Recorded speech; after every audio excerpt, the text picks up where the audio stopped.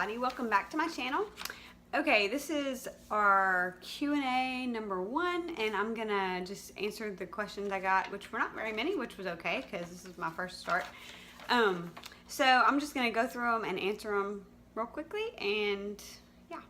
Okay, so Melanie Colwell asked, how do I deal with frustration, bad attitudes, lack of motivation in myself or in my kiddos? And she says, because we all have bad days. Yes, we do. And then she goes on to say she has 2 very busy kiddos and wonders how I run my school day. Do I chunk my subjects with breaks? And she said, for example, do you do a phonics lesson, then handwriting, then take a break? And do you work with your children one at a time, or all 3 working at the same time? Okay, so here we go. How do I deal with frustration? Well, I'll just start off by saying I have a fair amount of frustration in our school days that I deal with and that they deal with. A lot because of lack of motivation in them.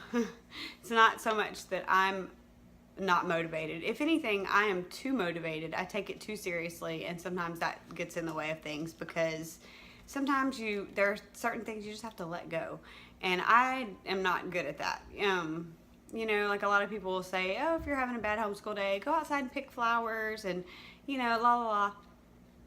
I just feel like in life, if you have a job and you don't feel like being there, you don't get to go outside and pick flowers. You have to do your job. You get it done, and then you can go do the thing you want to do. So pretty much the way I handle it is encouraging them, you know, hey, as soon as you're done, you're free to go play. How I deal with it in me, when I reach my point of like very frustrated level of just, I'm tired of butting heads with people. Typically my best thing to do is pray about it to within my own self, pray about it and leave the room. Sometimes leaving the room does wonders, especially if I just have one that's working at that point. Like usually it's my oldest that's still like trying to get his math finished, and he does better if I'm not standing over him frustrated going, do your work, do your work. He does well if I'll say, look, I'm going to take a break. I'm going to set a timer for you. You need to finish this by the time I come back. And something about him having the room to himself, me not standing over him, nagging him, he does well with that. Most of the time. Sometimes we take brain breaks when I can just tell that they are just off task and it's not happening right at that moment. I'll say, let's take a brain break. You know, they say that if you do things that are like cross your body, like toe touches, but you're one side to the other, it's good stimulation for your brain. So we do a lot of like windshield wiper, you know, touch your toes, windmills, you know, go up high, run laps around, whatever, you know, just kind of to get them, like get some energy out. If I can just tell, like, ooh, you need to get some energy out. Taking a break, going to the bathroom, getting a drink of water real quick, like I'm talking about real quick, seems to work well with mine. You know, there are days when it's just a frustrating day all day long, and usually that is student chosen. One in particular, but sometimes I call them popcorn because you just never know who's going to be the one that's popping that day and giving you trouble. You know, to me, when you have more than one kid, chances are somebody's not going to be with it. On those rare days when everyone's with it, it's just a beautiful thing. And, you know, so that's kind of how I handle it, you know.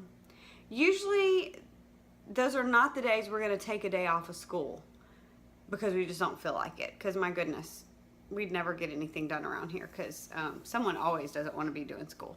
So, you know, we just buckle down. Sometimes I'll put an incentive out there, not that usually motivates. The one that needs to be motivated, he has no internal motivation. So pretty much motivators outside of himself don't really, if he doesn't want to do it, it has to come from inside first, and he just doesn't want to do it. So it's just pretty much, there are consequences, you know. Basically your life is going to get increasingly more miserable the longer it takes you to do your work, because your mama's going to be mad for one thing, which is not good. You're probably going to get a talking to from your daddy, and consequences by one or both of us, which may include, you know, losing out on sweets, losing out on TV time, which we don't even have TV time every day, but when we do and you have to miss it, it's a big deal. You know, sit on your bed and do nothing. Continue doing your work. You know, like I might tell you, okay, stop doing that. We're going to go on with our school day. But then right when we're done with school, you're going to do the thing that took you forever and you didn't want to do it anyway. Now you have to do it at the end of school. So that's no fun.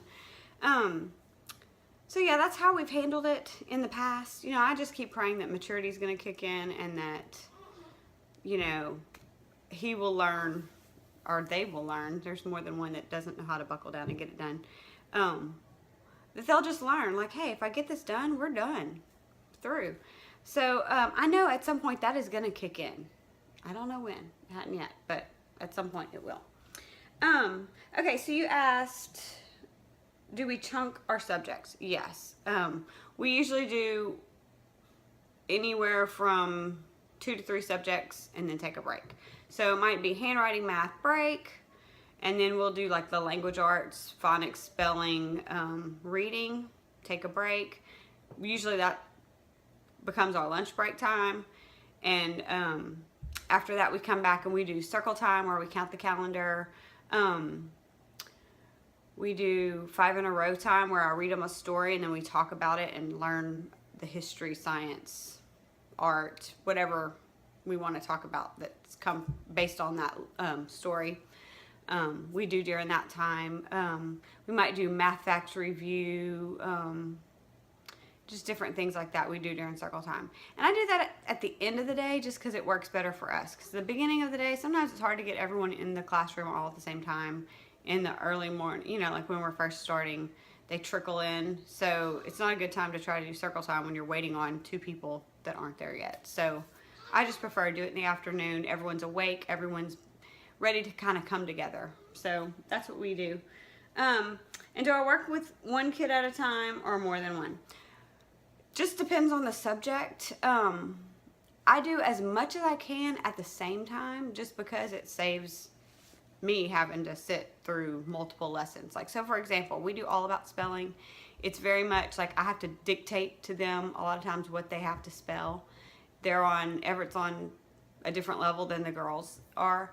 So what I do is basically they'll all have their spelling notebooks out. I'll say, okay, you're going to write this. Y'all are going to write this. And we just kind of do that.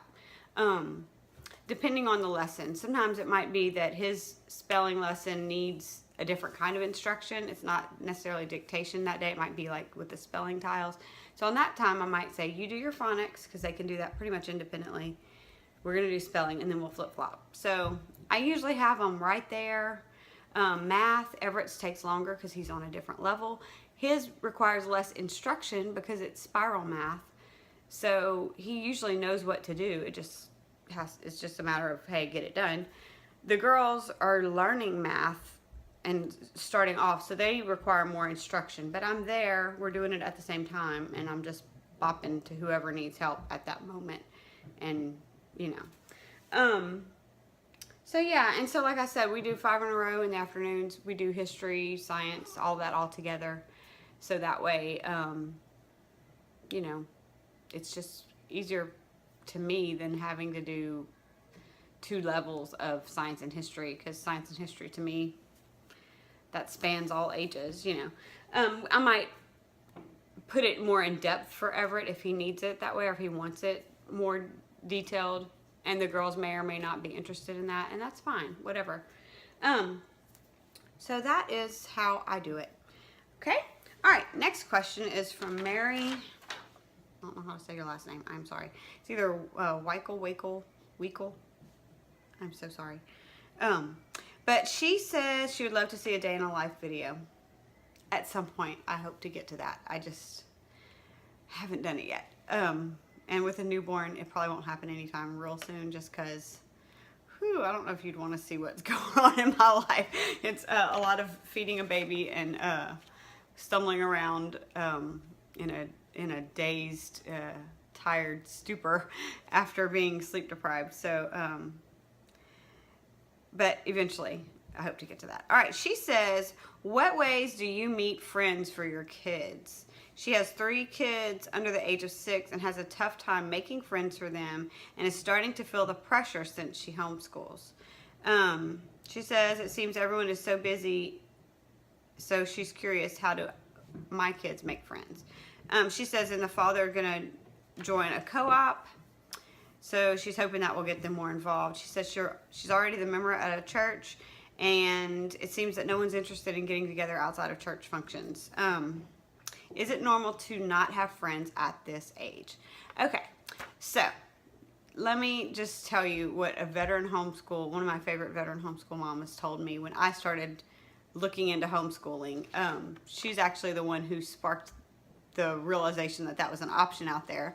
And I loved just that her kids were brilliant and they're an awesome family. So I asked her, of course, the loaded question, what about socialization? And she said, well, they have siblings, right? And I'm like, yeah. She's like, well, they're getting socialization. So on one level, I agree with that. They're each other's playmates. They're each other's best friends and worst enemies. I don't know how it is at your house, but that's how it is at my house at this point. So one of the reasons why I wanted to homeschool in the first place was, instead of my family being pulled apart into different classes, they're together in one class, and I love that. So those bonds are really strong with them. They know each other in and out. That can be a good and a bad thing, but they are each other's first friends. That's what I tell them. So at the ages of 6 and under, even right now, I mean, we are just now getting to the point where I see in my oldest, who is a boy, the only boy, that he needs some boy time sometimes. You know, playing with little girls, you can only do so much. Either little girl stuff or coerce them into playing the little boy stuff that you want to do that they're really not always into. So anyway, okay, I just had to stop because the best friends are out there fighting. So, but anyway, what I have done, and for better or for worse, so like, this is just how I've approached it. We do play dates with friends, like, so mom friends that I like to hang out with, and they happen to have kids that are my friend's age. We get together and we play. That's how we do it at this point, because I'm not going to go drop my kids off somewhere.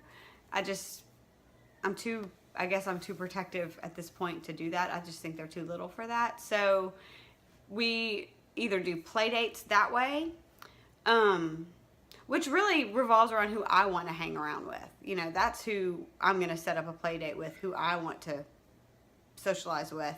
And then we hope that the kids get along. And if we see that they don't, well, then I'll set up a time to meet with that mama at a different time without their kid, you know. But that's one way we've done it. And that takes time. It takes time to find the people that you gel with, that, you know, that your kids gel with and everything, whatever. And those things change too over time, especially if you have friends that have kids in public school. Well, they have a variety of friends, where ours are kind of limited, which is okay. So yes, we do co-op, and really we don't get together with too much with co-op friends outside of co-op, but that's another opportunity. When we go there, they look forward to seeing those friends and playing with them at co-op. So we go to church, and they go to Sunday school, they go to other classes that we have that we're involved in, so they can be with their friends there. You know, you asked, is it normal not to have friends at this age? I think that it's parent facilitated as much as, or as little as you choose to facilitate it. So I would say take the pressure off yourself. Friendships will come over time. As you get more involved in co-ops, do homeschool activities, you know, you're going to eventually meet those friends that y'all are going to gel with, and it's going to be good. So, I mean, my kids are 8, 5, and 5, and 0, and so far, I mean, they do have friends, but it's not like the lifelong friendships that I expect them to eventually develop. It's people they enjoy hanging around with when they have the opportunity, and I try to make that happen as much as I possibly can, but you know, that comes and goes. So don't stress yourself. It will happen. And in the meantime, pray that God sends the right friends, the, you know, good influences over your children, kids that your kids can be a good influence over, and that kind of thing. Okay? All right. My last question is from Mama I can't say that. Schmooze Reviews. I hope I said that right. And she wants to know what the kids' favorite subject is. So I'm going to let them tell y'all that. Okay? It's because it's super duper duper easy and it's like 2 levels below my level. You think it's lower than your level? Mm-hmm. Awesome. It's like kindergarten. You think? Mm-hmm. I'm about to go into 3rd grade. Okay. What's your favorite subject?